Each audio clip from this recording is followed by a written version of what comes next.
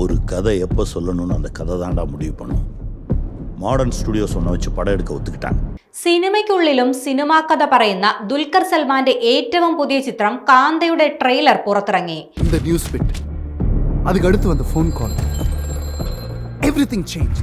പ്രേക്ഷകർ വളരെയധികം പ്രതീക്ഷയോടെ കാത്തിരുന്ന സിനിമയുടെ ട്രെയിലറാണ് അണിയറ പ്രവർത്തകർ ഇപ്പോൾ പുറത്തുവിട്ടിരിക്കുന്നത്.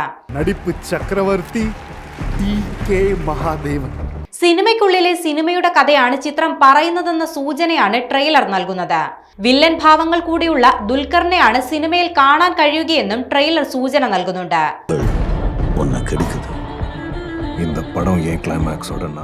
റാണ ദഗുപതി പോലീസ് വേഷത്തിലാണ് സിനിമയിലെത്തുന്നത്. നിമിഷ നേരം കൊണ്ട് തന്നെ ട്രെയിലർ ആരാധകരുടെ ശ്രദ്ധ നേടിയിട്ടുണ്ട്. നവംബർ 14 തീയതിയാണ് സിനിമ ആഗോളതലത്തിൽ റിലീസ് ചെയ്യുന്നത്. സെൽവമണി സെൽവരാജ് തിരക്കഥയും സംവിധാനവും നിർവഹിക്കുന്ന ചിത്രം നിർമ്മിച്ചിരിക്കുന്നത് ദുൽഖർ സൽമാന്റെ വേഫെയർ ഫിലിംസും റാണ ദഗുപതിയുടെ സ്പിരിറ്റ് മീഡിയയും ചേർന്നാണ്.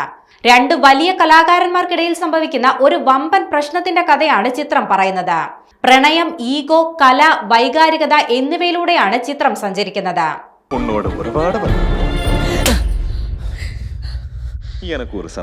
1950 കാലഘട്ടത്തിലെ മദ്രാസിന്റെ പശ്ചാത്തലത്തിലാണ് കാന്തയുടെ കഥ അവതരിപ്പിക്കുന്നത്. ഒരുപിടി മികച്ച ചിത്രങ്ങൾ മലയാളത്തിൽ നിർമ്മിച്ചിട്ടുള്ള വേഫെയർ ഫിലിംസ് നിർമ്മിക്കുന്ന ആദ്യത്തെ അന്യഭാഷാ ചിത്രം കൂടിയാണ് കാന്ത.